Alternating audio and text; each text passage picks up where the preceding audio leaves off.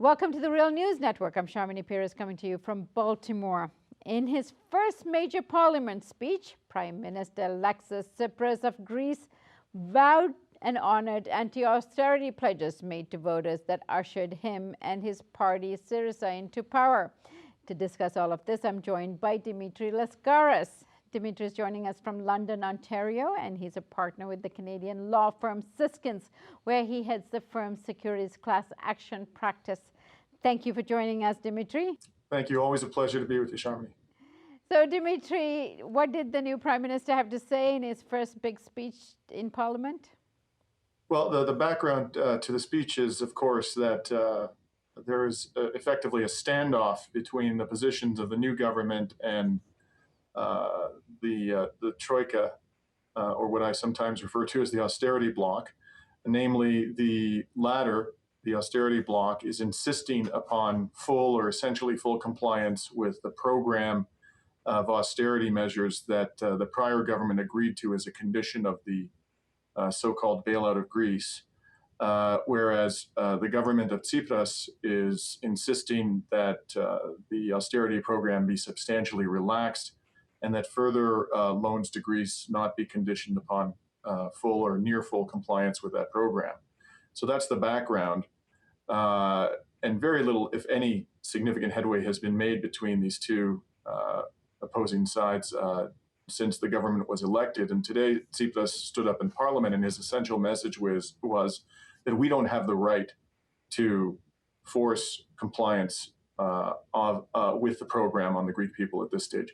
Our mandate was to do precisely the opposite, and that means to substantially relax, not necessarily entirely abandon the program, but substantially relax the program, and in particular protect the most vulnerable members of Greek society. And so then he laid out a series of measures that he felt and his colleagues within the new government felt would accomplish precisely that. They included increasing the exemption on income that is not subject to tax, so that those who are the lowest income earners in the country wouldn't have to pay income tax or would pay much less income tax. A gradual restoration of the minimum wage to a level where it was at a few years ago when the austerity program began. It would be approximately 750, I think, or somewhat more than that, euros a month at the end of the gradual escalation of the minimum wage. He talked about eliminating a property tax that was particularly punitive and hard on the poorer members of society, the restoration of electricity to those who had been penalized for their inability to pay certain property taxes. He also talked importantly about collection of taxes that are due from those who have evaded their tax obligations in Greece. According to the government, there are 7 billion euros of tax liabilities owed by tax evaders that they've identified. And the government says that some 2.5 billion euros is available for immediate collection. And how would they go about collecting these taxes? I mean, Greece seems to have a real problem with this particular issue, which is partly what led to this problem in the first place. Well, I suspect, I don't know all of the details, but I suspect it has to do with asset seizure. And that's something that the prior government didn't seem particularly interested in doing in a reasonably aggressive manner. This government seems quite intent upon doing that. So whether the assets in question happen to be real estate, financial assets, other types of assets, they seem quite determined to ensure that those liabilities are satisfied by whatever means available. Interestingly, quite apart from all of those measures, he also raised an issue which SYRIZA's coalition partner, the Independent Greeks, feel particularly strongly about, and that is reparations from Germany for the devastation that Greece suffered during the occupation in the Second World War. And in fact, the foreign minister of Greece, the new foreign minister who speaks fluent German, was in Germany in the last couple of days, and standing beside his counterpart, he stated in Berlin in fluent German that it was time for Germany to satisfy that profound moral debt that it owed to the Greek people.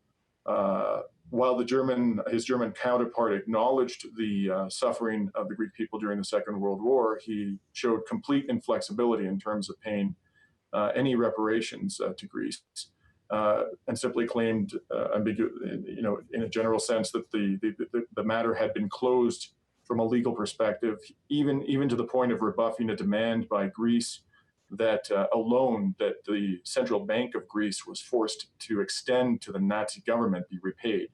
So apparently the government of Merkel is not even prepared to repay that loan.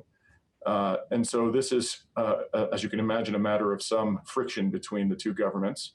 But again, as in the case of the austerity program and compliance with the austerity program, there doesn't seem to be any movement towards a middle compromise ground. Notwithstanding the fact that the Greek government said today that it's probably prepared to comply with up to 70% of the austerity measures that were part of the previously negotiated program. The speech was obviously well received by parliamentarians and the people. How is the media in Greece responding to it? Well, the media is largely controlled by the oligarchy. And so I wouldn't go so far as to say that the media is portraying the position of the government unkindly. I think it's very difficult for it to do that because the vast majority of Greeks are supportive of the government position. Sky Television just did a poll and found that 7 out of 10 Greeks are firmly in favor of the government's position and its hard negotiating stance, or relatively hard negotiating stance, with its European partners.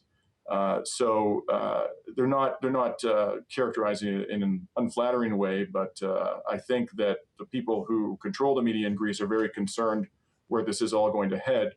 And in fact, some 8 to 10 billion euros have been withdrawn from Greek bank accounts over the last month or so, in anticipation of a possible default in Brexit, which has placed very considerable stress on Greek banks. And you can be sure that a very significant part of that deposit flight, that represents assets of the wealthier members of Greek society, the very persons who happen to control the media. But as I say, given the immense popular support for the government's position, the media is not exactly in a position to be overly critical. Dimitri, this is a typical problem experienced by many governments that stray from the norm. For example, when Venezuela elected President Hugo Chavez and went into a crisis with the coup, one of the first things it had to do was actually stop capital flight. Is that kind of a program or discussion taking place in Greece? It would be astonishing to me if it weren't. There's a very high level of economic competence within the Greek government. The economist, of course, who's received the greatest degree of attention is the finance minister, Yannis Varoufakis, but there are many other very qualified, accomplished economic academics and practitioners who form part of the cities of government.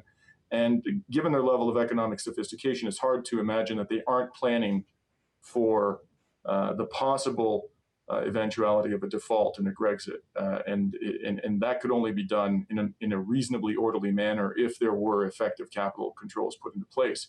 But they're not going to talk about that publicly in advance of them being established, because that's just going to accelerate the deposit flight.